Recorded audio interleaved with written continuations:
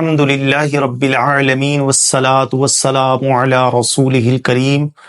اما بعد۔ نبی کریم صلی اللہ علیہ وسلم کا فرمان صحیح البخاری کے اندر موجود ہے، حدیث کا نمبر 1423، راوی اس کے سیدنا ابو ہریرہ رضی اللہ عنہ ہے۔ وہ بیان کرتے ہیں کہ رسول کریم صلی اللہ علیہ وسلم نے فرمایا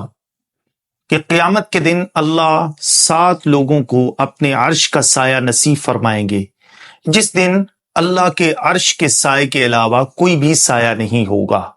اب یہاں پر یہ بات امیجن کرنے والی ہے،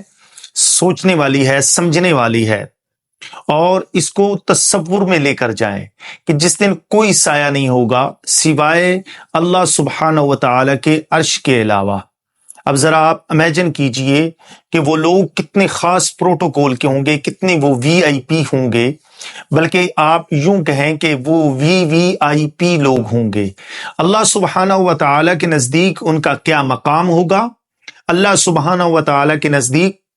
ان کا کیا مرتبہ ہوگا، کیا شان و شوکت ان احباب اور افراد کی ہوگی جن کو اللہ اپنے عرش کا سایہ نصیب فرمائیں گے۔ یقیناً یہ خوش قسمتی اور سعادت اور فخر کی بات ہے،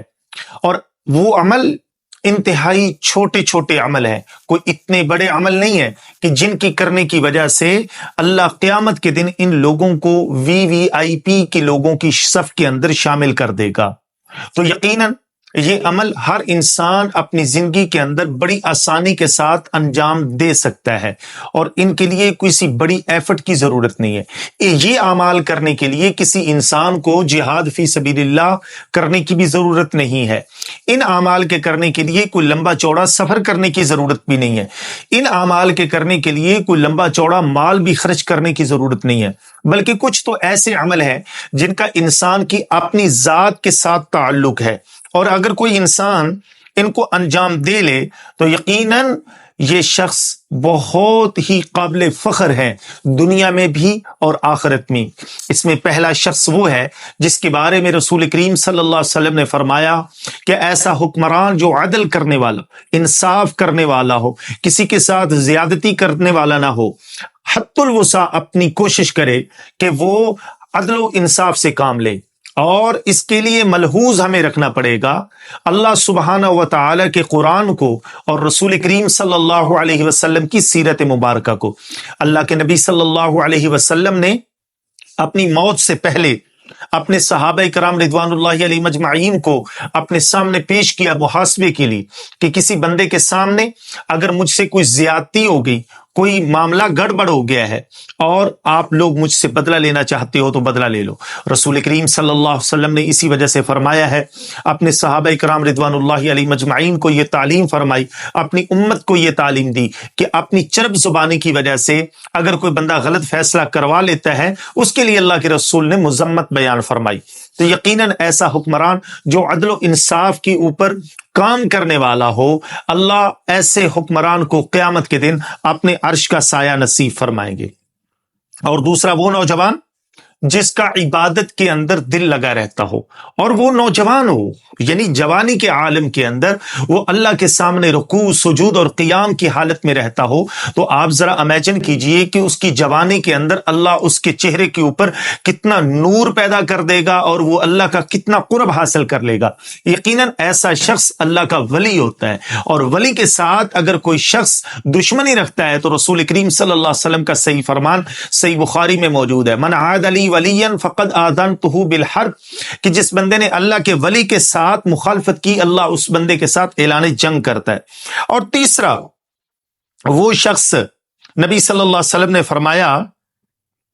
کہ وہ شخص ہے جو اللہ کے لیے محبت رکھتا ہو، اللہ کے لیے ہی بغض رکھتا ہو، یعنی اللہ کے لیے دشمنی ہونی چاہیے، اللہ کے لیے ہی بغض ہونا چاہیے۔ اور نبی صلی اللہ علیہ وسلم بذات خود بھی لوگوں کے ساتھ جو دشمنی ہوتی تھی وہ اللہ کے لیے، اور بغض بھی ہوتا تھا اور وہ بھی اللہ کے لیے، اور اگر کسی کے ساتھ دوستی تھی تو وہ بھی اللہ کے لیے۔ سیدنا ابو بکر صدیق رضی اللہ عنہ کو رسول اللہ صلی اللہ علیہ وسلم نے فرمایا، اگر میں اللہ کے علاوہ کسی اور کو دوست بنانا چاہتا تو وہ تجھے بناتا، لیکن میں نے اللہ کو اپنا دوست بنا لیا ہے۔ یہی وجہ ہے کہ نبی صلی اللہ علیہ وسلم نے کتنی پیاری تعلیم دی ہے. فرمایا اچھی اور بری صحبت کی مثال ایسے ہے جیسے بھٹی پھونکنے والا اور کستوری بیچنے والا. لہذا اپنی مجلسوں کو، اپنے دوستوں کو، اپنے عزیز و اقارب کو ایسے لوگوں کا انتخاب کریں جو آپ کو اللہ کی طرف لے کر جائیں. کتنی پر حکمت بات رسول کریم صلی اللہ علیہ وسلم نے فرمائی ہے.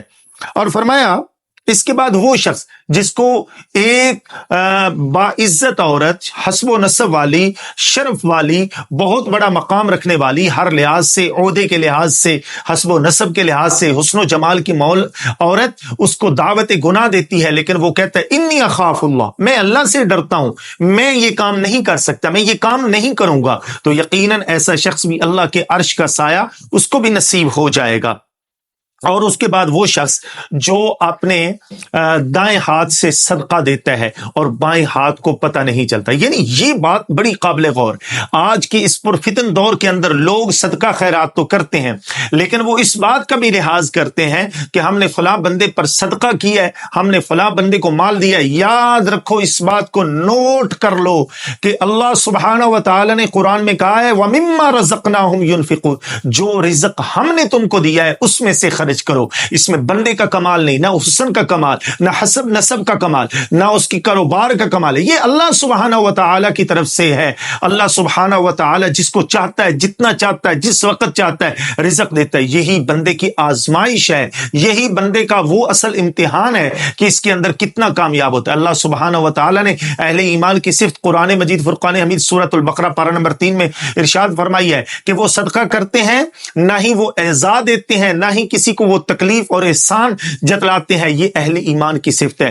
اور آخری وہ شخص، ساتواں وہ شخص ہے، نبی صلی اللہ علیہ وسلم فرماتے ہیں کہ وہ شخص جب تنہائی میں بیٹھتا ہے اور اللہ کی الوہیت پر، ربوبیت پر، اللہ کی قدرتوں پر، اپنے گناہوں پر شرمندہ ہو کے اپنی آنکھوں سے آنسو بہاتا ہے، اللہ کے سامنے گر گڑاتا ہے، عجز و انکسار کرتا ہے، یقیناً ایسا شخص اللہ کے ہاں مقرب بندہ بن جاتا ہے. اور قیامت کے دن ایسے شخص کو اللہ سبحانہ و تعالی اپنے عرش کا سایہ نصیب فرمائے گے. یہ کتنے پیارے عمل، کتنے چھوٹے عمل ہیں اور کتنے عام سے عمل ہیں. اگر یہ کرنے کی وجہ سے آپ قیامت والے دن VIP لوگوں کا پروٹوکول حاصل کر لیں تو یقیناً یہ سعادت اور فخر کی بات ہے. اللہ سبحانہ و تعالی ہم سب کو عمل کی توفیق عطا فرمائے. وما علینا الا البلاغ المبین.